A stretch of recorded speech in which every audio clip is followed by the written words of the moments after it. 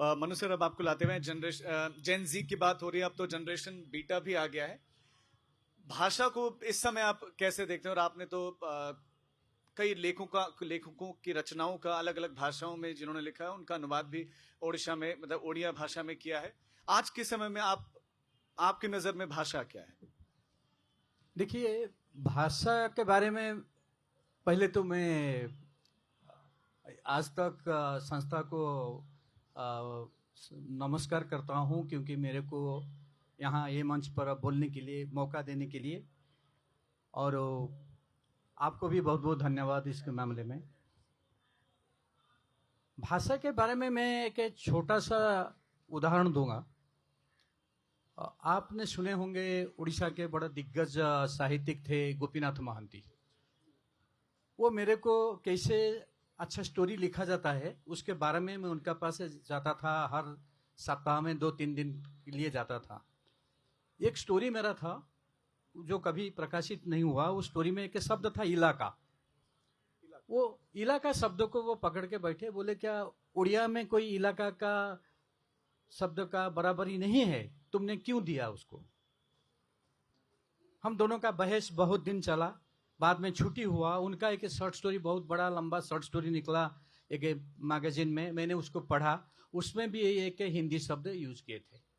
मैंने उसमें एक रेड लाइन दिया और छुट्टी के बाद उनको दिखाया कि आपने तो खुद यूज किए हैं। तो उसने मेरे को बताया कि तुमने वो तीर मेरे को मारा जो तीर में तुमको मारा था। तो मगर बात ऐसा है, वो बोले कि मैं गलती कर सकता हूं, इसका मतलब नहीं तू गलती करोगे बोल के। ठीक है, वो तो सही बात है, मगर भाषा का लेके मैं एक खुद बाइलिंगुअल राइटर हूँ।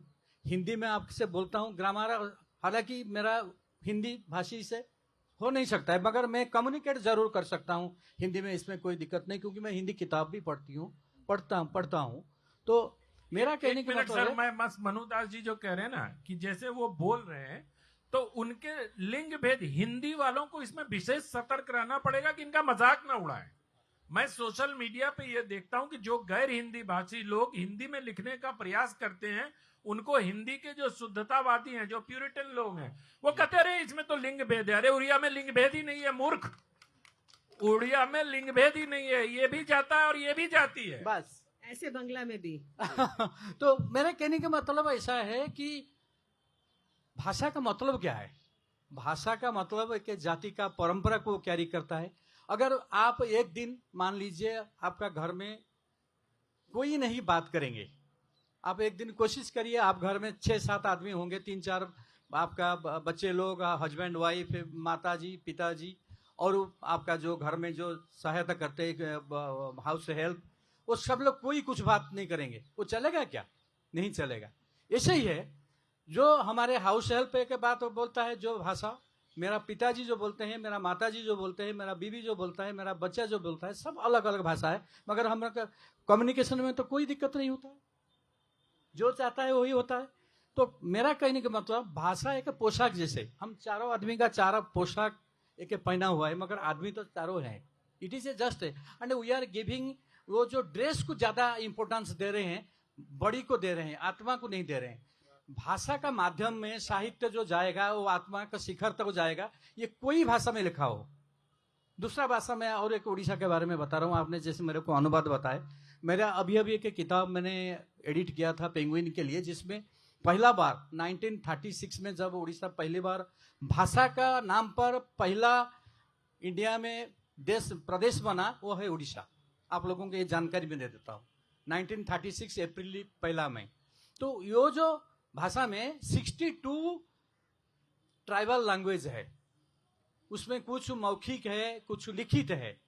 आपके अभी का जो महामहिम है भारत के श्रीमती द्रौपदी मुर्मू में, वो एक संताली भाषा का भी बिलोंग करते हैं। तो उसी भाषा को छोड़ के एक दो और भाषा को छोड़ के ट्राइबल लैंग्वेज में लिपि ही नहीं है, लोग बोलते रहते हैं। ये सब भाषा का जो हमारा भाषा कैसे मरती है, मैं आपको बताता हूं कि 1961 में जब सेंसस हुआ था, भाषा के बारे में हुआ था, हमारा था कुल भाषा का संख्या था 1652, 1652। जब ये आ गया 10 साल के बाद पुनर्बार सेंसस हुआ, उसमें हमारा भाषा रहा 108। 1540 भाषा का मौत हो गया, हटा दिया गया। चक्रांत करके तत्कालीन सरकार ने 1971 में ये भाषा को सेंसस से नहीं लिया, क्योंकि ये भाषा बोलने वाले जो लोग थे वो 10,000 से कम थे। इसी कारण से वो 44 भाषा को हमने निकाल दिए। उसको निकालने के बाद क्या हुआ, क्योंकि हमारा अपना संस्कृति खो बैठे। मान लीजिए आज जो उड़ीसा में जो आदिवासी लोग हैं, हम लोगों का साथ संपर्क नहीं है, क्योंकि वो हमारा भाषा नहीं जान पाते हैं, हम उनका भाषा नहीं जान पाते, उनका साहित्य भी नहीं जान पाते। सिर्फ गोपीनाथ महांती को छोड़ के परजा और आदिवासी को साहित्य का ऊपर में करने के बाद दूसरा के बारे में इतना ठोस साहित्य भी नहीं हुआ है। तो ये जो हुआ है ये बड़ा दुखद है और उसके बारे में विचार होना चाहिए। जैसे कि मेरा दोस्त जो यहाँ पर एक प्रसिद्ध साहित्यिका बैठे हैं, सुजाता सिवेन, सी बिलोंग्स टू संबलपुर क्षेत्र के बहुत बड़ा रिच लैंग्वेज है, मगर उड़िया का साथ उसका कोई आलोचना करना, उसको माने उसका अंदर में सामंजस्य और उसका विभेद उसके बारे में या ग्रामर के बारे में, व्याकरण के बारे में जो पढ़ाई करना वो आज तक नहीं हो पाया जो करना चाहिए। मैम, आप तो अलग अलग सरकारी समितियों में रहे हैं जहां से नीतियां बनती हैं, तो भाषा को बचाने के लिए, समृद्ध करने के लिए, विस्तार करने के लिए क्या क्या कर रही है सरकार? पहले तो मैं दूसरी बात करना चाहूँगी, फिर आपकी बात पर आऊँगी। जो भाषा को लेकर के बार बार ये होता है कि विरोध होता है या विवाद होता है, मैं आपको बता दूं, मैं महाराष्ट्र में अभी 9 महीने पहले गई हूँ। पहले शायद मैं दूसरे तरीके से सोचती थी, और मैं जिस विश्वविद्यालय में हूँ, महात्मा गांधी अंतर्राष्ट्रीय हिंदी विश्वविद्यालय, वहाँ 15 से ज़्यादा राज्यों के विद्यार्थी पढ़ने आते हैं, है ना। और मैं बता दूं कि उन राज्यों में पूर्वोत्तर भी है हमारे यहाँ, वहाँ के विद्यार्थी हिंदी में पढ़ने आते हैं। आप सोचिए, महाराष्ट्र के लोग जो मराठी भाषी वो हिंदी में पढ़ते हैं, कहीं कोई विरोध नहीं। महाराष्ट्र में मैं जितनी जगह पे गई हूँ, कहीं मुझे पब्लिक में, सामान्य स्तर पे, बाजार में, कहीं और किसी विद्यालय में, किसी शहर में, किसी छोटी जगह पे भी मैं गई हूँ, कहीं मुझे नहीं दिखाई देता कि मैं हिंदी बोलती हूँ तो लोग नहीं समझते हैं या मुझसे हिंदी में बात नहीं करते हैं। तो जो विरोध है वो सामान्य जनता में नहीं है, विरोध के और दूसरे कारण है। विरोध के कारण पूरी तरह से आप समझ लीजिए कि राजनीतिक निहितार्थ है, चाहे वो दक्षिण भारत हो चाहे और प्रांत हो, जहां से भी हिंदी का विरोध होता है। देखिए, ये ठीक है कि हमारे यहाँ जो बात अनंत जी ने उठाई कि राजभाषा हिंदी और तमाम हमारी जो क्षेत्रीय भाषा, उनको क्षेत्रीय भाषा मत कहिए, राष्ट्रीय भाषा कहिए। तो आपकी देश की जो एक भाषा, वो उसकी अपनी पहचान होती है। ये ठीक है कि हमारी बहुत सारी भाषाएं, हम सबका सम्मान करते हैं, लेकिन भारत की बाहर जो छवि होगी तो भारत को एक भाषा चाहिए जिससे कि वो बाहर उसकी पहचान हो। हम लोग देखिए, हमारी 8वीं अनुसूची में जो हमारी भारतीय भाषाएं हैं, है ना, मैं कहती हूँ कि हम सब अगर सिर्फ उन भाषाओं में, साहित्य अकादमी तो 24 भाषाओं को मान्यता देती है, कि उन भाषाओं में केवल हम नमस्कार और धन्यवाद सीख लें और एक दूसरे से इस तरह का व्यवहार करना शुरू करें कि उनसे जब मिले तो उनकी भाषा में उनको धन्यवाद दें या नमस्कार करें, इतना भी सीख लें हम। मैंने शुरू कर दिया है वो सीखना। मैं बोडो में जो है गोजोन फुम्बली भी कह सकती हूँ, सबाई अखर भी कह सकती हूँ, वड़क्कम भी तमिल कह सकती हूँ, तो मैं सीख रही हूँ उसको।